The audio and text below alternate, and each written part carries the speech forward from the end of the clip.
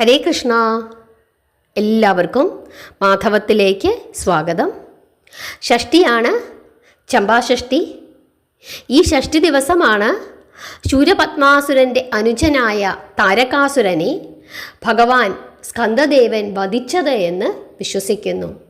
അതുകൊണ്ട് തന്നെ ഇന്നത്തെ ദിവസം താരകാസുര വധം കേട്ടു പ്രാർത്ഥിക്കുന്നത് അങ്ങേയറ്റം പുണ്യമാണ്. അത് ഷഷ്ടിവ്രതത്തിൻ്റെ പുണ്യം വർദ്ധിപ്പിക്കും.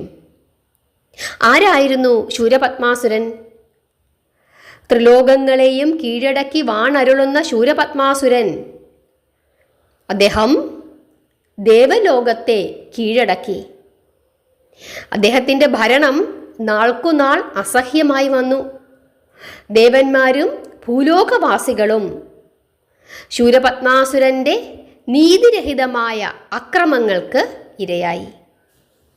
ആ ശൂരപത്മാസുരൻ്റെ അനുജനായിരുന്നു താരകാസുരൻ. ശൂരപത്മാസുരനെ വധിക്കുവാൻ ആർക്കു മാത്രമേ കഴിയുകയുള്ളൂ? ശിവപുത്രന് മാത്രമേ കഴിയുകയുള്ളൂ. അതിനു വേണ്ടിയിട്ടാണ് ഭഗവാൻ അവതരിച്ചതു തന്നെ. സ്കന്ദദേവൻ ശൂരപത്മാസുരനെ വധിക്കാനായി പുറപ്പെടുകയാണ്. ആ ഭാഗം മുതൽ നമുക്കങ്ങോട്ട് കേൾക്കാം. അതിൽ തന്നെ താരകാസുര നിഗ്രഹമാണ് ഇന്ന് നമ്മൾ പറയുന്നത്. അത്ര മാത്രമേ നമ്മളിന്ന് പറയുന്നുള്ളൂ. ശ്രദ്ധിച്ചു കേട്ടുകൊള്ളുക. തീർച്ചയായിട്ടും ഭഗവാന്റെ അനുഗ്രഹം എല്ലാവർക്കും ഉണ്ടാകും. കഥ കേട്ട് പ്രാർത്ഥിക്കുന്നത് വളരെയധികം ശ്രേയസ്കരമാണ്. അവസാനം വരെ ഭക്തിയോടുകൂടി, ശ്രദ്ധയോടുകൂടി, ക്ഷമയോടുകൂടി ഇരുന്ന് കേട്ട് പ്രാർത്ഥിക്കുക. ശൂരപത്മാസുരനെ വധിക്കേണ്ടത് വളരെയധികം ആവശ്യമാണ്. ദേവന്മാരെ, മഹർഷിമാരെ ഒക്കെ വളരെയധികം ശല്യമാണ് ശൂരപത്മാസുരനും സഹോദരന്മാരും ചെയ്യുന്നത്. ശൂരപത്മാസുരൻ്റെ അനുജനാണ് താരകാസുരൻ. ഭഗവാൻ ശ്രീഹരി മഹാദേവനെ കാണാനായി കൈലാസത്തിൽ എത്തുന്നു. മഹാദേവനെ സന്ദർശിച്ചതിനു ശേഷം ശ്രീഹരി കൈലാസത്തിൽ നിന്നും ഇറങ്ങി. അതിനുശേഷം ഭഗവാൻ മഹാവിഷ്ണു വായുദേവനെ വിളിച്ചിട്ട് ശൂരപത്മാസുരൻ്റെ നിഗ്രഹത്തിനായി സ്കന്ദദേവൻ പുറപ്പെട്ടിരിക്കുന്ന വിവരം അറിയിക്കുന്നു. അതിനുശേഷം സ്കന്ദദേവനെ സഹായിക്കണമെന്നും സാരഥിയായി വർത്തിക്കണമെന്നും വായു ഭഗവാനോട് പറയുന്നു. വിഷ്ണു ഭഗവാന്റെ കൽപ്പന ശിരസാവഹിച്ച വായുദേവൻ ആകാശമാർഗത്തിലൂടെ സഞ്ചരിക്കുന്നു. അങ്ങനെ സഞ്ചരിക്കുമ്പോൾ ആകാശത്തിൽ ഭഗവാൻ സ്കന്ദൻ്റെ സുവർണരഥം കാണുന്നു. ആ സുവർണരഥത്തിൽ വായു ഭഗവാൻ പ്രവേശിച്ച് സാരഥിയുടെ സ്ഥാനത്ത് ഇരിക്കുന്നു. ഉപവായുക്കളായ 49 വായുക്കളുടെ അകമ്പടിയോടുകൂടി രഥം പറപ്പിച്ച വായുദേവൻ കുമാരദേവ സന്നിധിയിൽ എത്തിച്ചേർന്ന് ഭഗവാനോട് രഥാരൂഢനാകുവാൻ അപേക്ഷിക്കുന്നു. സന്തുഷ്ടനായ സ്കന്ദദേവൻ രഥത്തിൽ കയറി ഉപവിഷ്ടനായി. അടർക്കളത്തിലേക്ക് എഴുന്നള്ളുന്നതിനായി സർവായുധധാരിയായി പുറപ്പെട്ട സ്കന്ദദേവനെ കണ്ട് ഇനി താമസമില്ല, ശൂരപത്മാസുരൻ മരണപ്പെട്ടതു തന്നെ എന്ന് ദേവന്മാർ വിശ്വസിക്കുന്നു. അവർ സ്കന്ദദേവ സ്തുതികൾ ആലപിക്കുന്നു. അനന്തകോടി ഭൂതങ്ങളും 2000 കോടി ശിവഗണങ്ങളും 108 സേനാ നായകന്മാരും സ്കന്ദദേവന്റെ കൽപ്പനയും കാത്ത് ദേവസന്നിധിയിൽ വന്നിച്ചു നിന്നു. ഭൂതങ്ങൾ കൊമ്പ്, കുഴൽ, മുരശ്, മദ്ദളം മുതലായ വാദ്യങ്ങൾ യഥേഷ്ടം മുഴക്കി. സ്കന്ദദേവനോടൊപ്പം യുദ്ധത്തിന് വന്നിരിക്കുന്ന ഭൂതങ്ങൾ നിസാരക്കാരല്ല.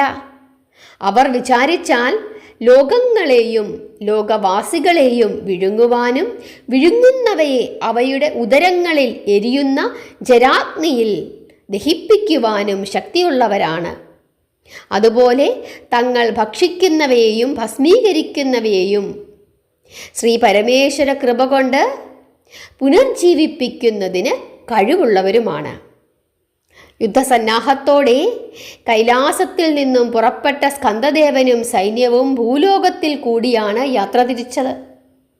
അപ്പോഴുണ്ടായ പൊടിപടലത്തിൽ ഭൂലോകവും സ്വർഗവും വളരെ സമയത്തേക്ക് മൂടപ്പെട്ടുപോയി. ചതുർവിധ സേനകളുമായി പട പുറപ്പെട്ടപ്പോൾ വഴിയിൽ കണ്ട ക്രൗഞ്ചമല ദേവാദികളെ ഭയപ്പെടുത്തി. നാരദ മഹർഷി ആ മലയെക്കുറിച്ച് മുരുകദേവനോട് ഇപ്രകാരം ധരിപ്പിച്ചു: ദേവദേവ, ആ കാണുന്നതാണ് ക്രൗഞ്ചമല. മഹർഷിമാരും ബ്രാഹ്മണന്മാരും ഈ വഴിയെ പോകുമ്പോൾ ഈ മല അവരെ വഴിതെറ്റിച്ച് കൊടും ചതിയിൽ കൂടി കൊന്നെടുക്കുക പതിവാണ്. അഗസ്ത്യമുനിയുടെ ശാപമേറ്റ ക്രൗഞ്ചമല ഇവിടെ സ്ഥിതി ചെയ്യുന്നു. ഈ ക്രൗഞ്ചമലയുടെ സമീപത്താണ് മായാപുരി. ശൂരപത്മാസുരന്റെ സഹോദരന്മാരിൽ ഒരുവനായ താരകാസുരനാണ് മായാപുരിയിൽ ആധിപത്യം നടത്തുന്നത്.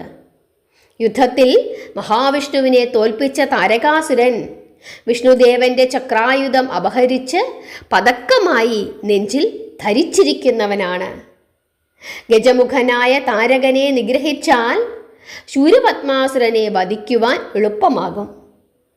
ഇങ്ങനെ നാരദ മഹർഷിയുടെ വാക്കുകൾ ശ്രവിച്ച സ്കന്ദദേവൻ അപ്രകാരം ചെയ്യാമെന്ന് സമ്മതിക്കുന്നു.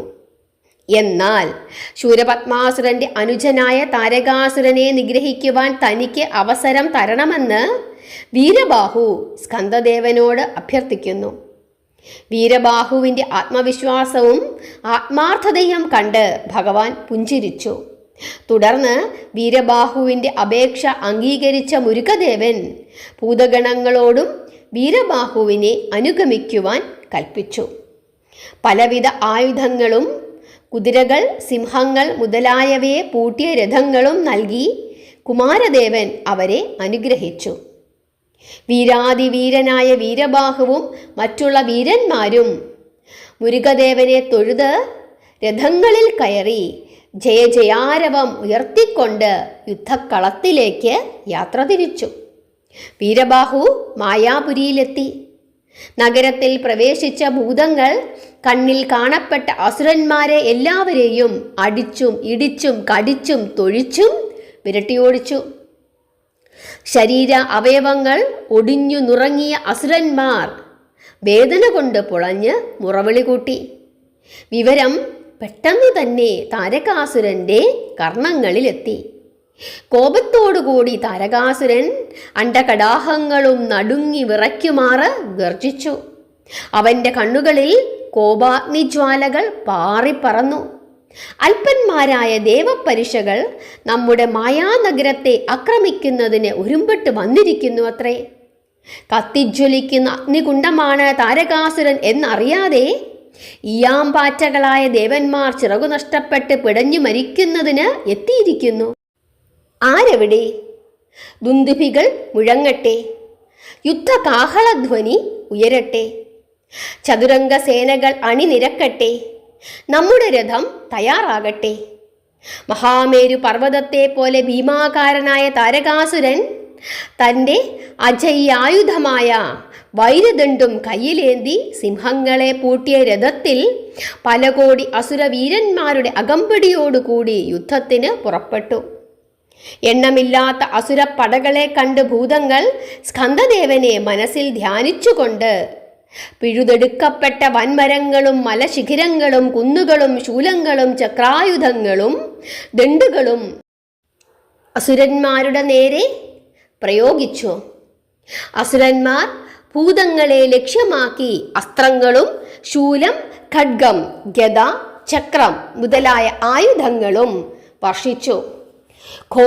ഘോരമായ യുദ്ധം നടക്കുകയാണ്. നീതിയും അനീതിയും തമ്മിലുള്ള യുദ്ധം, ധർമ്മവും അധർമ്മവും തമ്മിലുള്ള യുദ്ധം. വിലാപങ്ങളും ദീനരോദനങ്ങളും ഉയർന്നു. രക്തപ്പുഴകൾ നാനാഭാഗങ്ങളിലേക്കും ഒഴുകി. കബന്ധങ്ങളും അറ്റുവീണ കരചരണങ്ങളും ഭൂമിയിൽ കുമിഞ്ഞുകൂടി. ആർത്തനാദങ്ങൾ ഉയർന്നു. അസുരന്മാരും ഭൂതങ്ങളും തെരുതെരെ മരിച്ചു വീണു. ഭൂതങ്ങൾ അസുരന്മാരെ വധിക്കുന്നത് കണ്ട താരകാസുരൻ കോപത്തോടുകൂടി തൻ്റെ വൈരദണ്ഡും ചുഴറ്റിക്കൊണ്ട് രഥത്തിൽ നിന്നും ചാടിയിറങ്ങി. ഇടിനാദത്തെ പോലെ ഗർജിച്ചുകൊണ്ട് വൈരദണ്ഡു വീശി അയാൾ പല ഭൂതന്മാരെയും വധിച്ചു. താരകാസുരന്റെ മിന്നൽ വേഗത്തിലുള്ള കടന്നാക്രമണത്തിൽ ഭൂതന്മാർ ഭയപ്പെട്ടു. വീരപുത്രന്മാർ കോപാകുലരായി അമ്പും വില്ലുമേന്തി താരകാസുരനെ നേരിട്ടു. അവർ താരകാസുരനു നേരെ അസ്ത്രമഴ വർഷിച്ചു. പക്ഷേ അവയൊന്നും താരകാസുരനെ സ്പർശിച്ചില്ല. താരകാസുരൻ ലക്ഷം വീരന്മാരെ നോക്കി പരിഹസിച്ചുകൊണ്ട് ചിരിച്ചു. അപമാനവും കോപവും കൊണ്ട് കലിതുള്ളിയ ലക്ഷം വീരന്മാർ താരകാസുരനു നേരെ ദേവായുധങ്ങൾ പ്രയോഗിച്ചു. എന്നാൽ അവ താരകാസുരന്റെ മേനിയിൽ തട്ടി തവിടുപൊടിയായി. കോപത്തോടുകൂടി തൻ്റെ വൈരദണ്ഡു കറക്കിയ താരകാസുരൻ ലക്ഷം വീരന്മാരുടെ കുതിരകളെയും രഥങ്ങളെയും തകർത്തു. അയാൾ അവരെ പിടിച്ച് സമുദ്രത്തിലേക്ക് വലിച്ചെറിഞ്ഞു. സമുദ്രത്തിൽ പതിച്ച ലക്ഷം വീരന്മാർ ശക്തി നശിച്ച് അവശന്മാരായി. ഇവയെല്ലാം ദർശിച്ച് കോപത്തോടുകൂടി വീരകേസരി താരകാസുരനു നേരെ പാഞ്ഞെടുത്തു. സ്കന്ദദേവനെ ധ്യാനിച്ചുകൊണ്ട് ഒരു 100 അസ്ത്രങ്ങൾ താരകാസുരനെ ലക്ഷ്യമാക്കി ഒരുമിച്ച് പ്രയോഗിച്ചു. അവ ചെന്നു പതിച്ച് താരകാസുരന്റെ കിരീടം തെറിച്ച് തറയിൽ വീണു. ആ അപമാനത്താൽ ആക്രോശിച്ചുകൊണ്ട് താരകാസുരൻ തൻ്റെ വൈരദണ്ഡ് വീരകേസരിക്കു നേരെ പ്രയോഗിച്ചു. പ്രസ്തുത ദണ്ഡ് നെഞ്ചിൽ പതിച്ച് വീരകേസരി ബോധഹീനനായി തറപറ്റി. അതുകണ്ട് പരാക്രമശാലിയായ വീരബാഹു താരകാസുരനെ നേരിടാൻ ഒരുങ്ങി. വീരബാഹുവും താരകാസുരനും തമ്മിൽ ഘോരമായ യുദ്ധം തുടർന്നു. മേഘങ്ങൾ മേഘങ്ങളോട് ഏറ്റുമുട്ടുന്നത് പോലെയും സമുദ്രവും തമ്മിൽ പോരാടുന്നത് പോലെയും തുല്യശക്തികളായ വീരബാഹുവും താരകാസുരനും ഉഗ്രമായ യുദ്ധം നടത്തി. ഒടുവിൽ വീരബാഹുവിൻ്റെ അസ്ത്രങ്ങൾ താരകാസുരന്റെ ചാപം മുറിച്ചു. ദിക്കെങ്ങും പൊട്ടുമാറി ഗർജിച്ചുകൊണ്ട് താരകാസുരൻ വീരബാഹുവിനു നേരെ തൃശൂലായുധം പ്രയോഗിച്ചു. തീപ്പൊരികൾ തുപ്പിക്കൊണ്ട് വായുവേഗത്തിൽ പാഞ്ഞു വന്ന ആ ശൂലായുധം വീരബാഹുവിൻ്റെ നെഞ്ചിൽ പതിച്ചു. ആ ആഘാതത്തിൽ പരാക്രമശാലിയായ വീരബാഹുവിൻ്റെ ബോധം നഷ്ടപ്പെട്ടു. ഇത് കണ്ട് സന്തുഷ്ടനായ താരകാസുരൻ ഇടിവെട്ടുന്നത് പോലെ അട്ടഹസിച്ചു. നവവീരന്മാരിൽ അവശേഷിച്ച 7 പേരും താരകാസുരനുമായി ഏറ്റുമുട്ടി പരാജയപ്പെട്ടു. അപ്പോഴേക്കും ബോധം തെളിഞ്ഞെഴുന്നേറ്റ വീരബാഹു വീണ്ടും താരകാസുരനുമായി ഏറ്റുമുട്ടി. വീരബാഹുവും താരകാസുരനും തമ്മിൽ ഘോരമായ യുദ്ധം നടന്നു. വീരബാഹുവിൻ്റെ ചാപത്തിൽ നിന്നും ഉതിർന്ന ഞാണൊലിയിൽ മലകൾ തകർന്നു വീണു. അസുരന്മാർ കാതുകൾ പൊത്തിക്കൊണ്ട് ഓടി ഒളിച്ചു. നിന്റെ മരണം ആസന്നമായി എന്ന് ആക്രോശിച്ചുകൊണ്ട് വീരബാഹു താരകാസുരനെ നേരിട്ടു. അതുകേട്ട് അട്ടഹസിച്ച് ചിരിച്ചുകൊണ്ട് താരകാസുരൻ ഇപ്രകാരം പറഞ്ഞു: വ്യാമോഹങ്ങൾക്ക് അർത്ഥമില്ല, അതിർത്തിയുമില്ല. നമ്മുടെ മാർവിടമലങ്കരിച്ചിരിക്കുന്ന ഈ ചക്രം നിങ്ങൾ ദൈവമെന്ന് സ്തുതിച്ചു നടക്കുന്ന ഭീരുവായ മഹാവിഷ്ണുവിൻ്റെയാണ്.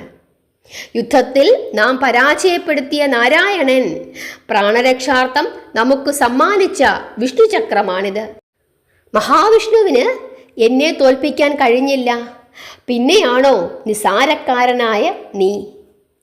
താരകാസുരൻ പറഞ്ഞത് കേട്ട് കോപത്തോടുകൂടി വീരബാഹു 1000 അസ്ത്രങ്ങൾ അവനു നേരെ തൊടുത്തുവിട്ടു. അതിനു മറുപടിയായി 1000 അസ്ത്രങ്ങൾ താരകാസുരനും പ്രയോഗിച്ചു. ആ ശരങ്ങളേറ്റ് വീരബാഹു പ്രയോഗിച്ച അസ്ത്രങ്ങൾ മുഴുവനും തകർന്ന് നിലം പതിച്ചു. ക്ഷണനേരം കൊണ്ട് വീരബാഹുവിനു നേരെ താരകാസുരൻ 100 ശരങ്ങൾ പ്രയോഗിച്ചു. ആ അസ്ത്രങ്ങളെ മുഴുവൻ വീരബാഹു തറ പറ്റിച്ചു. അസ്ത്രപ്രയോഗത്തിൽ നിപുണനായ വീരബാഹുവിനെ തോൽപ്പിക്കുക എന്നുള്ളത് അസാധ്യമാണെന്ന് മനസ്സിലാക്കിയ താരകാസുരൻ വീരബാഹുവിനു നേരെ ആഗ്നേയാസ്ത്രം പ്രയോഗിച്ചു. ആഗ്നേയാസ്ത്രത്തെ വരുണാസ്ത്രം കൊണ്ട് വീരബാഹു നേരിട്ടു. എന്നിട്ട് വീരബാഹു താരകാസുരനു നേരെ നാഗാസ്ത്രം പ്രയോഗിച്ചു. നാഗാസ്ത്രത്തെ ഗരുഡാസ്ത്രം കൊണ്ട് നേരിട്ട താരകാസുരൻ വീരബാഹുവിനെ ലക്ഷ്യമാക്കി സൂര്യാസ്ത്രം പ്രയോഗിച്ചു. ബ്രഹ്മാസ്ത്രം ഉപയോഗിച്ച് സൂര്യാസ്ത്രത്തെ നിഷ്പ്രഭമാക്കിയ വീരബാഹു ഒന്നിനു പുറകെ ഒന്നായി താരകാസുരനു നേരെ 3 ദിവ്യാസ്ത്രങ്ങൾ പ്രയോഗിച്ചു. വീരബാഹുവിനെ മായാജാലങ്ങളിൽ കൂടി തോൽപ്പിക്കുക എന്നുള്ളതാണ് എളുപ്പമെന്ന് താരകാസുരൻ നിശ്ചയിച്ചു. അവൻ മായാമന്ത്രങ്ങൾ ഉച്ചാരണം ചെയ്തു. താരകാസുരൻ പല രൂപങ്ങളായി പ്രത്യക്ഷപ്പെട്ടു. തൻ്റെ മായാജാലത്താൽ പലരായി പല ഭാഗങ്ങളിൽ നിന്ന് അസ്ത്രമഴ വർഷിച്ചു. എങ്ങും എവിടെയും നിറഞ്ഞു നിന്ന് ശരവസ്ത്രം തൂകുന്ന താരകാസുരന്റെ ഘോരമായ യുദ്ധം കണ്ട് ദേവന്മാർ അന്തം വിട്ടുപോയി. ഭൂതന്മാരാകട്ടെ താരകാസുരന്റെ മിന്നലാക്രമണത്തിൽ ഭയന്ന് നാനാഭാഗങ്ങളിലേക്കും ഓടിപ്പോയി. സന്തുഷ്ടരായ അസുരവീരന്മാർ വിജയലഹരിയിൽ ഉന്മത്തരായി തീർന്നു. ധർമ്മയുദ്ധത്തിൽ മായം കലർത്തുന്ന താരകാസുരന്റെ ദുഷ്ടപ്രവണതയിൽ ക്ഷുഭിതനായ വീരബാഹു വീരഭദ്രായുധം കയ്യിലേന്തി നിന്നു. അതിൻ്റെ ജ്വലനത്തിൽ സൂര്യനെ കണ്ട് ഓടി ഒളിക്കുന്ന ഇരുട്ടിനെ പോലെ മായാരൂപങ്ങൾ നഷ്ടപ്പെട്ട താരകാസുരൻ ഏകനായി ഭവിച്ചു. പ്രാണഭീതി പൂണ്ട അയാൾ രഥത്തിൽ നിന്നിറങ്ങി ഓടി. തോറ്റ് ഓടുന്നവനു നേരെ ആയുധം പ്രയോഗിക്കുന്നത് ധർമ്മമല്ല. അതിനാൽ വീരബാഹു താരകാസുരനു നേരെ വീരഭദ്രായുധം പ്രയോഗിച്ചില്ല. പരാജയഭീതി കൊണ്ടോടിയ താരകാസുരനെ അന്വേഷിച്ച് കണ്ടുപിടിച്ച് കൈകാലുകൾ ബന്ധിച്ച് സ്കന്ദദേവനു മുമ്പിൽ സമർപ്പിക്കണമെന്നു കരുതിയ വീരബാഹു താരകാസുരനെ പിന്തുടർന്നു. ചതിപ്രയോഗങ്ങൾ കൊണ്ടു മാത്രം വിജയം വരിച്ചു വരുന്ന താരകാസുരൻ മായാജാലങ്ങളുടെ ഉറവിടമായ ക്രൗഞ്ചമലയിലുള്ള ഒരു ഗുഹയിൽ ഒളിച്ചു. ഗുഹയിലെ ഇരുട്ടിൽ കടന്ന് വീരബാഹു താരകാസുരനെ തിരഞ്ഞു. പക്ഷേ അസുരനെ കണ്ടുപിടിക്കുവാൻ സാധിച്ചില്ല. പുറത്തേക്ക് കടക്കുന്നതിനുള്ള വഴി കണ്ടുപിടിക്കുവാനും വീരബാഹുവിന് കഴിഞ്ഞതുമില്ല. ഇതുതന്നെ തക്ക സമയമെന്നു കരുതിയ ക്രൗഞ്ചാസുരൻ വീരബാഹുവിൻ്റെ ബുദ്ധി നശിപ്പിച്ച് താൻ ആരാണ് എന്നുള്ള ഓർമ്മ പോലും നഷ്ടപ്പെടുത്തി. പൂർവകാല സ്മരണകൾ നഷ്ടപ്പെട്ട വീരബാഹു ഒന്നും അറിയാത്തവനെ പോലെ മയങ്ങിക്കിടന്നു. താരകാസുരനെ പിന്തുടർന്നു പോയ വീരബാഹു ക്രൗഞ്ചമലയിൽ താരകാസുരനുമായി യുദ്ധം ചെയ്യുകയായിരിക്കാം എന്നു ധരിച്ച സഹോദരന്മാരും സേനാനായകന്മാരും ഭൂതങ്ങളും ക്രൗഞ്ചമലയിലുള്ള മായാഗുഹയിൽ ചെന്ന് അകപ്പെട്ടു. വീരബാഹുവിന് സംഭവിച്ചതുപോലെ അവരും സ്വബോധം നഷ്ടപ്പെട്ട് ഓർമ്മകൾ നശിച്ച് ഗുഹയ്ക്കുള്ളിൽ മയങ്ങി വീണു. താരകാസുരൻ വിജയലഹരിയിൽ ആനന്ദത്തോടുകൂടി അട്ടഹസിച്ചു. അയാൾ ക്രൗഞ്ചമലയുടെ മുകളിൽ പ്രത്യക്ഷപ്പെട്ട് തൻ്റെ രഥത്തിൽ കയറി നിന്നു. അവൻ്റെ ചുറ്റിലും കൂടി നിന്ന് അസുരന്മാർ വിജയകാഹളം മുഴക്കി. തലവനെ നഷ്ടപ്പെട്ട് വിഷമിച്ചു നിന്നിരുന്ന ഭൂതന്മാരെ അയാൾ നിമിഷനേരം കൊണ്ട് തുരത്തി ഓടിച്ചു. ഈ വിധ സംഭവങ്ങളെല്ലാം ദർശിച്ച നാരദമുനി ദേവന്മാരും ഒത്തുചെന്ന് താരകാസുരന്റെ മായായുദ്ധത്തെക്കുറിച്ച് സ്കന്ദദേവനോട് ഉണർത്തിച്ചു. നാരദമുനിയുടെ വാക്കുകൾ ശ്രവിച്ച കുമാരദേവൻ അവരെ ആശ്വസിപ്പിച്ചു. ദേവന്മാരെ, ദുഃഖം വെടിഞ്ഞാലും നാം യുദ്ധക്കളത്തിൽ ചെന്ന് താരകാസുരനെ നിഗ്രഹിക്കുന്നതാണ്. ക്രൗഞ്ചമലയെ പിളർന്ന് ആ ഗുഹയിൽ മായാനിദ്രയെ പ്രാപിച്ചിരിക്കുന്ന നമ്മുടെ വീരന്മാരെ രക്ഷിക്കുന്നതുമാണ്. താരകാസുരന്റെ മായാജാലങ്ങളെ തോൽപ്പിക്കുന്നതിന് സ്കന്ദദേവൻ തന്നെ എഴുന്നള്ളണം എന്നുള്ളതാണ് ദേവഹിതം. അതറിഞ്ഞപ്പോൾ ദേവന്മാരും മറ്റുള്ളവരും ആഹ്ലാദിച്ചു. താരകാസുര നിഗ്രഹത്തിനായി യുദ്ധക്കളത്തിലേക്ക് എഴുന്നള്ളിയ സ്കന്ദദേവൻ രഥാരൂഢനായി. സാരഥിയായ വായുദേവൻ ഭഗവാന്റെ കൽപ്പനപ്രകാരം മനോവേഗത്തേക്കാൾ ശീഘ്രത്തിൽ രഥം തെളിച്ചു. മണ്ണും വിണ്ണും സമുദ്രങ്ങളും മലകളും രഥവേഗത്തിൽ ഞെട്ടിവിറച്ചു. ആകാശമാർഗത്തിൽ കൂടി ആ ദിവ്യരഥം വായുവിനേക്കാൾ വേഗതയിൽ പറന്നു. സ്കന്ദദേവൻ യുദ്ധക്കളത്തിൽ പ്രത്യക്ഷപ്പെട്ടപ്പോൾ ഭൂതഗണങ്ങൾക്ക് പുതിയ ആവേശവും ഉണർവും സിദ്ധിച്ചു. അസുരവീരന്മാരെ യുദ്ധക്കളത്തിലിട്ട് അവർ പന്താടിക്കളിച്ചു. ആയുധങ്ങളൊന്നും കൂടാതെ തന്നെ അനേകായിരം അസുരന്മാരെ ഭൂതഗണങ്ങൾ കൊന്നൊടുക്കി. തൻ്റെ പടവീരന്മാർ മുറിവേറ്റ് തോറ്റോടുന്ന ദയനീയമായ അവസ്ഥ കണ്ട താരകാസുരൻ കോപം കൊണ്ട് കത്തിജ്വലിച്ചു. അനേകായിരം ബാണങ്ങൾ അയാൾ ഭൂതനാഥന്മാരുടെ നേർക്ക് പ്രയോഗിച്ചു. ഇരുഭാഗങ്ങളിലും കടുത്ത നാശനഷ്ടങ്ങൾ സംഭവിച്ചു. യുദ്ധം ചെയ്തു ഭൂതഗണങ്ങളെ വിരട്ടി ഓടിച്ചു. അങ്ങനെ മുന്നേറിയ താരകാസുരൻ സ്കന്ദദേവ സന്നിധിയിലെത്തിച്ചേർന്നു. അറുമുഖദേവനെ നേരിൽ ദർശിച്ച അസുരൻ നോക്കി നിന്നുപോയി. വാനത്തിൽ 6 പൂർണ്ണചന്ദ്രന്മാർ ഉദിച്ചതുപോലെ ഒളിച്ചിന്നുന്ന സുന്ദരവദനങ്ങളും അഴകും കാന്തിയും, 12 തൃക്കരങ്ങളും ശാന്തിയും സമാധാനവും നിറഞ്ഞൊഴുകുന്ന 12 കുവലയ വിലോചനങ്ങളും, തൃക്കൈയിൽ ജ്വലിക്കുന്ന ജ്ഞാനശക്തിയായ വേലായുധവും, മറ്റു കരങ്ങളിൽ വിളങ്ങുന്ന ദിവ്യായുധങ്ങളും, സുന്ദര ചേവടികളിൽ ചാർത്തിയിരിക്കുന്ന നവരത്ന ചിലമ്പുകളും. ആ മനോഹരമായ അത്ഭുത രൂപം കണ്ട താരകാസുരൻ ആശ്ചര്യപ്പെട്ടു. ഈ ബാലകനാണോ നമ്മുടെ ശത്രു? ഇവനുമായിട്ടാണോ നാം യുദ്ധം ചെയ്യേണ്ടത്? ആശ്ചര്യം, അവിശ്വസനീയം. താരകാസുരൻ ഒരു നിമിഷം അത്ഭുതപ്പെട്ടു നിന്നു. അചഞ്ചലനായി യുദ്ധക്കളത്തിലെത്തിയിരിക്കുന്ന ഈ ബാലകൻ ഒരുപക്ഷെ പ്രപഞ്ചനാഥനായ ശ്രീ പരമേശ്വരൻ തന്നെ ആയിരിക്കുമോ? ഇപ്രകാരം താരകാസുരൻ തൻ്റെ മനസ്സിൽ പലതും ചിന്തിച്ചു. എങ്കിലും മഹാദേവനിൽ നിന്നും താൻ നേടിയെടുത്തിരിക്കുന്ന അപാരമായ സിദ്ധികളും പ്രതാപവും കായിക ബലവും താരകാസുരനെ വീണ്ടും അഹങ്കാരിയാക്കി. അവൻ സ്കന്ദദേവനെ നോക്കി ചോദിച്ചു, മഹാവിഷ്ണുവിനും ബ്രഹ്മദേവനും ദേവേന്ദ്രനും നമ്മോട് വിരോധമുണ്ട്. പക്ഷേ എൻ്റെ തപോനിഷ്ഠയിൽ സംപ്രീതനായി എനിക്ക് വരങ്ങൾ നൽകിയ ശ്രീ പരമേശ്വരനോട് എനിക്ക് യാതൊരു വിരോധവുമില്ല. ശിവകുമാരനായ നീ എന്നോട് യുദ്ധം ചെയ്യുവാൻ എന്തിനാണ് വന്നിരിക്കുന്നത്? ഇത് കേട്ടപ്പോൾ സ്കന്ദദേവൻ ഇപ്രകാരം അരുളി ചെയ്തു, താരകാസുര, ജീവരാശികൾ ചെയ്യുന്ന നന്മ തിന്മകൾക്ക് അനുസൃതമായ ഫലങ്ങൾ നൽകുന്നവനാണ് പരമേശ്വരൻ. നീയും നിന്റെ സഹോദരന്മാരും തപസ് എന്ന സൽപ്രവൃത്തി അനുഷ്ഠിച്ചപ്പോൾ അതിൻ്റെ ഫലമായ അനുഗ്രഹങ്ങൾ നിങ്ങൾക്ക് അദ്ദേഹം നൽകി.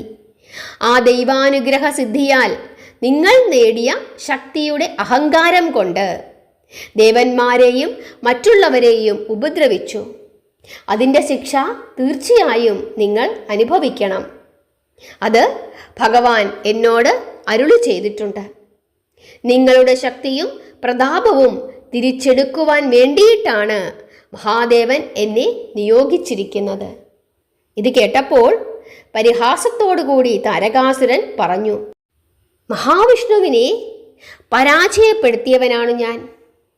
മഹാവിഷ്ണുവിൻ്റെ ചക്രായുധമാണ് ഞാൻ ആഭരണമായി അണിഞ്ഞിരിക്കുന്നത്. യുദ്ധം ചെയ്ത് എന്നെ തോൽപ്പിക്കുവാൻ ഇതുവരെ ആർക്കും സാധിച്ചിട്ടില്ല. എന്നോട് യുദ്ധം ചെയ്തിട്ടുള്ളവർ മരണപ്പെടുകയോ പരാജയപ്പെടുകയോ ചെയ്തിട്ടുണ്ട്. എന്നോട് യുദ്ധം ചെയ്യുവാൻ നീ നിയോഗിച്ച വീരന്മാരെ ക്രൗഞ്ചമലയിൽ ഞാൻ ഉറക്കി കിടത്തിയിട്ടുണ്ട്. അനേകായിരം ഭൂതഗണങ്ങളെ ഞാൻ കൊന്നൊടുക്കുകയും ചെയ്തു. ബാലകനായ നീ എന്നോട് യുദ്ധം ചെയ്ത് മരണപ്പെടുവാൻ വേണ്ടിയിട്ടാണോ വന്നിരിക്കുന്നത്? നിന്റെ പിതാവ് അതിനാണോ നിന്നെ നിയോഗിച്ചിരിക്കുന്നത്? ഇത് കേട്ടപ്പോൾ സ്കന്ദദേവൻ തല ഉയർത്തി നിന്നുകൊണ്ട് ഇപ്രകാരം തിരിച്ചടിച്ചു, ആയുധസേനകളുടെയെല്ലാം വീരതിലകമായി വിളങ്ങുന്ന നമ്മുടെ വേലായുധ സേന എവിടെയും പരാജയപ്പെടുകയില്ല. ആ വേലായുധ സേനയുമായി നിന്നെ നിഗ്രഹിക്കുന്നതിന് വേണ്ടി തന്നെയാണ് നാം വന്നിരിക്കുന്നത്. മായയുടെ ഉറവിടമായ ക്രൗഞ്ചമലയെയും നിന്നെയും വേലായുധം കൊണ്ട് നശിപ്പിച്ചിട്ടേ ഞാൻ മടങ്ങുകയുള്ളൂ. സ്കന്ദദേവ വചനം ശ്രവിച്ച താരകാസുരൻ അത്യുഗ്രമായ കോപത്തോടുകൂടി തൻ്റെ വില്ലു കുലച്ച് ദേവനുമായി യുദ്ധത്തിന് ഒരുമ്പെട്ടു.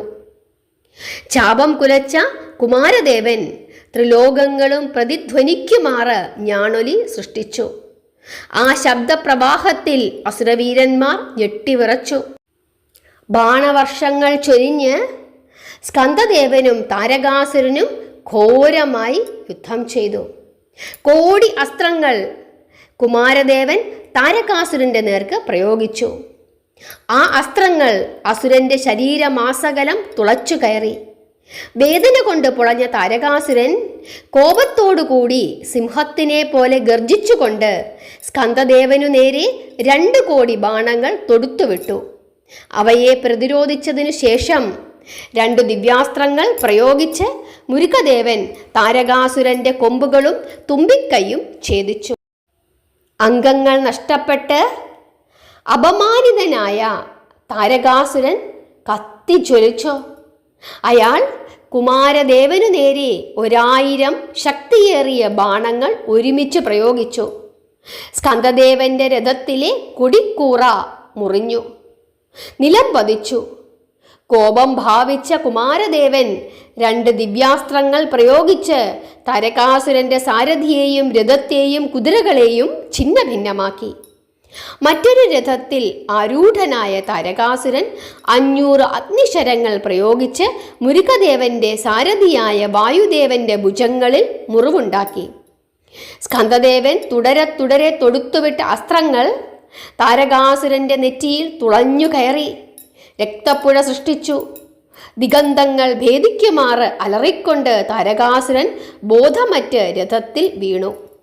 ആ കാഴ്ച കണ്ട് ക്ഷുഭിതരായ അസുരവീരന്മാർ ശൂലം, ചക്രം, ഗദ, ഖഡ്ഗം, ദണ്ഡ്, കുന്തം മുതലായ ആയുധങ്ങൾ കൊണ്ട് മുരുകദേവനെ ആക്രമിച്ചു.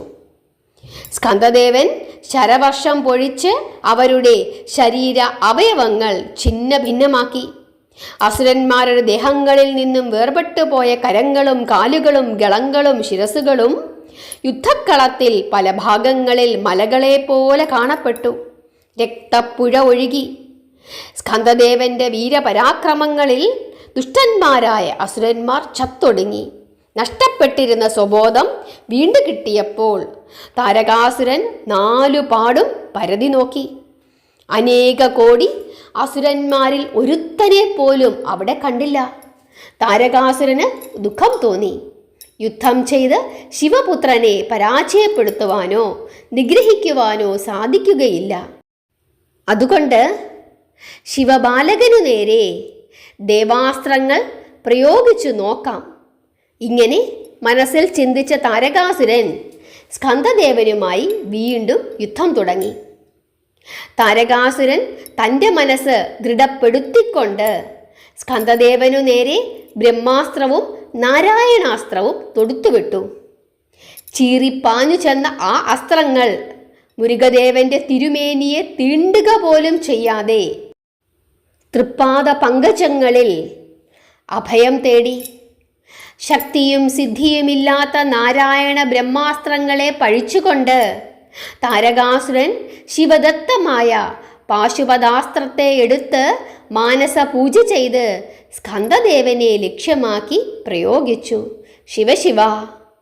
ആ പരമേശ്വരാസ്ത്രം കഠിനമായ വിഷത്തെയും ദിവ്യായുധങ്ങളെയും ഭൂതങ്ങളെയും പന്നകങ്ങളെയും തൃശൂലങ്ങളെയും പ്രളയാഗ്നിയെയും വർഷിച്ച് സർവലോകങ്ങളെയും ചരാചരങ്ങളെയും വിറപ്പിച്ചുകൊണ്ട് കോപത്തോടുകൂടി ദ്രുതഗതിയിൽ കുതിച്ചു പാഞ്ഞു. സംഹാര താണ്ഡവമാടിക്കൊണ്ട് പാഞ്ഞ് സമീപിച്ചുകൊണ്ടിരിക്കുന്ന പാശുപതാസ്ത്രത്തെ ദർശിച്ച കുമാരദേവൻ മഹാദേവനെ മനസ്സിൽ ധ്യാനിച്ചു. തൃക്കരം നീട്ടി ആ ദിവ്യമായ അസ്ത്രം സ്വീകരിച്ചു. ആ കാഴ്ച കണ്ട് പരിഭ്രാന്തനായ താരകാസുരൻ തൻ്റെ സാമ്രാജ്യവും ജീവനും നഷ്ടപ്പെട്ടതായി തന്നെ തീരുമാനിച്ചു. ഇനി ഒരൊറ്റ വഴിയേ ഉള്ളൂ, മായായുദ്ധം. അത് ചെയ്യുവാൻ താരകാസുരൻ തീരുമാനിക്കുന്നു. തുടർന്ന് താരകാസുരൻ്റെ നിർദ്ദേശപ്രകാരം ക്രൗഞ്ചമല പല അത്ഭുതമായകളും കാണിക്കുവാൻ തുടങ്ങി. ത്രിപുരങ്ങളിലും ക്രൗഞ്ചമല പ്രത്യക്ഷപ്പെട്ടു. ത്രിപുരങ്ങളിലെ അസുരന്മാരുമായി താരകാസുരൻ രൂപാന്തരപ്പെട്ടു. കാർമേഘങ്ങളായി ക്രൗഞ്ചമല രൂപാന്തരപ്പെട്ടു. ആ കാർമേഘങ്ങൾക്കുള്ളിലെ ഇടിമുഴക്കങ്ങളായി താരകാസുരൻ ഗർജിച്ചു. ക്രൗഞ്ചമല മഹാസമുദ്രങ്ങളായി മാറി. താരകാസുരൻ പ്രളയാഗ്നിയായി മാറി. ചക്രവാളഗിരിയെ വലയം ചെയ്യുന്ന കൂരിരുട്ടായി ക്രൗഞ്ചമല മായ പ്രകടിപ്പിച്ചു. ആ കൂരിരുട്ടിൽ അസുരൻ ദംഷ്ട്രകൾ കാട്ടി അട്ടഹസിക്കുന്ന ഭൂതമായി മാറി. ക്രൗഞ്ചം അഗ്നിയായി വന്നപ്പോൾ താരകാസുരൻ കൊടുങ്കാറ്റായി വീശി. അങ്ങനെ പലതരത്തിലുള്ള മായകളും അവർ രണ്ടുപേരും കാണിച്ചു. ഇപ്രകാരം ക്രൗഞ്ചമലയും താരകാസുരനും ചേർന്നു നടത്തിയ മായാജാല നാടകങ്ങൾ ദർശിച്ച കുമാരദേവൻ താരകാസുര നിഗ്രഹത്തിന് ഇനി ഒട്ടും വൈകാൻ പാടില്ല എന്ന് നിശ്ചയിക്കുന്നു. അങ്ങനെ അദ്ദേഹം തൻ്റെ ദിവ്യായുധമായ വേലിനോട് കൽപ്പിക്കുന്നു. ക്ഷണനേരം കൊണ്ട് ക്രൗഞ്ചമലയെയും താരകാസുരനെയും പിളർന്ന് ക്രൗഞ്ചമലയിൽ ഉറങ്ങുന്ന എൻ്റെ ഭൂതഗണങ്ങളെയും വീരന്മാരെയും രക്ഷിച്ച് നമ്മുടെ മുമ്പിൽ എത്തിച്ചാലും. സ്വാമിയുടെ കൽപ്പന കേൾക്കേണ്ട താമസം വേലായുധം മായാജാലങ്ങൾ ചെയ്യുന്ന ക്രൗഞ്ചത്തെയും താരകാസുരനെയും നിഗ്രഹിക്കുന്നതിനായി പറന്നു ചെന്നു. ദിവ്യമായ വേലായുധത്തെ പിടിക്കുവാനും ഒടിക്കുവാനും താരകാസുരൻ യത്നിച്ചു. എന്നാൽ അവൻ്റെ ആഗ്രഹം വ്യർത്ഥമായി. വേലായുധം താരകാസുരൻ്റെ ഹൃദയം പിളർന്നു, ക്രൗഞ്ചമലയെ തകർത്തു. ക്രൗഞ്ചമലയുടെ ഗുഹയിൽ മയങ്ങിക്കിടന്നിരുന്ന വീരന്മാരെയും ഭൂതഗണങ്ങളെയും ഉണർത്തി ഉന്മേഷവാന്മാരാക്കി. അതിനുശേഷം ആ ദിവ്യായുധം പുണ്യഗംഗാനദിയിൽ മുങ്ങി തിരികെ വന്നു ചേർന്നു. സ്വബോധം തിരിച്ചു കിട്ടിയ വീരന്മാരും ഭൂതഗണങ്ങളും സ്കന്ദദേവ സന്നിധിയിലെത്തി ഭഗവാന്റെ പാദങ്ങൾ വന്ദിച്ച് സ്തുതിച്ചു. താരകാസുരനാൽ പ്രയോഗിക്കപ്പെട്ട് സ്കന്ദദേവ ചരണങ്ങളെ ശരണം പ്രാപിച്ചിരുന്ന ദേവാസ്ത്രങ്ങൾ വീരബാഹുവിന് നൽകി കുമാരദേവൻ അനുഗ്രഹിച്ചു. താരകാസുരനാൽ വധിക്കപ്പെട്ടിരുന്ന ഭൂതഗണങ്ങൾക്കെല്ലാം പുനർജന്മം നൽകി അനുഗ്രഹിച്ച് സ്കന്ദദേവൻ യുദ്ധക്കളത്തിൽ നിന്നും യാത്രയായി. ഹരേ കൃഷ്ണ. ഇതാണ് സ്കന്ദപുരാണത്തിൽ വിവരിച്ചിരിക്കുന്ന താരകാസുര നിഗ്രഹം. ഈ കഥ നമ്മൾ പറഞ്ഞിരുന്നു. നമ്മുടെ സ്കന്ദഷഷ്ഠി പ്രമാണിച്ച് ഭഗവാന്റെ കഥകൾ പറഞ്ഞ കൂട്ടത്തിൽ ഈ കഥ പറഞ്ഞിരുന്നു. ഇന്ന് വീണ്ടും ഞാനിത് പറഞ്ഞത് അന്ന് കേൾക്കാത്ത ആരെങ്കിലും ഉണ്ടെങ്കിൽ അവർക്ക് കേൾക്കാൻ വേണ്ടിയിട്ടാണ്. കേട്ടവർ വീണ്ടും വീണ്ടും കേൾക്കുക. കാരണം ഭഗവാന്റെ കഥകൾ നിത്യവും കേൾക്കുന്നത് അത്രത്തോളം പുണ്യമാണ്. കഥകൾ പറയുന്നതും പറഞ്ഞു കൊടുക്കുന്നതും പ്രചരിപ്പിക്കുന്നതും ഒരു ഭക്തിയുടെ ഭാവം തന്നെയാണ്. ഭക്തിക്ക് പല പല ഭാവങ്ങളുണ്ട്. അതിൽ ഒരു ഭാവമാണ് ഭഗവാന്റെ കഥകൾ പറയുന്നതും പറഞ്ഞു കൊടുക്കുന്നതും പ്രചരിപ്പിക്കുന്നതും കേൾക്കുന്നതും. ഇക്കാര്യം ഭാഗവതത്തിൽ പല ഭാഗങ്ങളിലായി ഭഗവാൻ പറഞ്ഞിട്ടുണ്ട്. അക്കാര്യം എല്ലാവരും ഓർക്കുക. പ്രത്യേകിച്ച് ഷഷ്ഠി ദിവസങ്ങളിലൊക്കെ ഭഗവാന്റെ കഥകൾ, വേലായുധ സ്വാമിയുടെ കഥകൾ കേട്ട് പ്രാർത്ഥിക്കുന്നത് കൂടുതൽ ഫലത്തെ പ്രദാനം ചെയ്യും. അതുപോലെ ഏകാദശി വരുന്നു. ഏകാദശി ദിവസങ്ങളിൽ ഭഗവാന്റെ കഥകൾ കേൾക്കുന്നതും വളരെ വളരെ ഉത്തമമാണ്. നമ്മുടെ ചാനലിൽ ധാരാളം കഥകൾ നമ്മൾ പറയാറുണ്ട്. ദിവസവും കഥകൾ പറയുന്നുണ്ട്. ഭാഗവതം ഫോൾഡറായി തന്നെ നമ്മൾ ഇട്ടിട്ടുണ്ട് പ്ലേലിസ്റ്റിൽ. അതേപോലെ തന്നെ നമ്മൾ ഷഷ്ഠി ദിവസങ്ങളിൽ, അതായത് സ്കന്ദഷഷ്ഠി ദിവസങ്ങളിൽ നമ്മൾ സ്കന്ദപുരാണം പറഞ്ഞിരുന്നു. സ്കന്ദപുരാണത്തിലെ പല കഥകളും നമ്മൾ ആ സമയം, ആ 6 ദിവസം നമ്മൾ പറഞ്ഞു പോയിട്ടുണ്ട്. മഹാദേവനും വേലായുധ സ്വാമിയും എന്ന് പറഞ്ഞ ഒരു ഫോൾഡറാണ്. ആ ഫോൾഡറിൽ ആ കഥകളെല്ലാം നമ്മൾ കൊടുത്തിട്ടുണ്ട്. സമയം കിട്ടുമ്പോഴൊക്കെ ആ കഥകളൊക്കെ എടുത്ത് നിങ്ങൾ കേൾക്കണം, പ്രാർത്ഥിക്കണം, നാമം ജപിക്കണം. നാമജപമാണ് കലിയുഗത്തിലെ ഏറ്റവും പ്രധാനപ്പെട്ട ആരാധനാ രീതി. എല്ലാവരെയും ഭഗവാൻ അനുഗ്രഹിക്കട്ടെ. നാമം ജപിക്കുക, പ്രാർത്ഥിക്കുക, കഥകൾ കേൾക്കുക, കഥകൾ പറഞ്ഞു കൊടുക്കുക, പ്രചരിപ്പിക്കുക. നിങ്ങളുടെ അഭിപ്രായങ്ങൾ രേഖപ്പെടുത്തണം. ഇഷ്ടപ്പെട്ടെങ്കിൽ ഇഷ്ടപ്പെട്ടു എന്ന് പറയണം. പറയുന്നതിൽ തെറ്റുകുറ്റങ്ങളുണ്ടെങ്കിൽ ക്ഷമിക്കണം. ചിലപ്പോൾ ഇങ്ങനെ കണ്ടിന്യൂസ് ആയിട്ട് പറയുമ്പോൾ ചിലപ്പോൾ ചില വാക്കുകളൊക്കെ അങ്ങോട്ടും ഇങ്ങോട്ടുമൊക്കെ തെറ്റിപ്പോകാം. നിങ്ങൾ ക്ഷമിക്കുക, തിരുത്തുക. എല്ലാവരെയും ഭഗവാൻ അനുഗ്രഹിക്കട്ടെ. ഹരേ കൃഷ്ണ.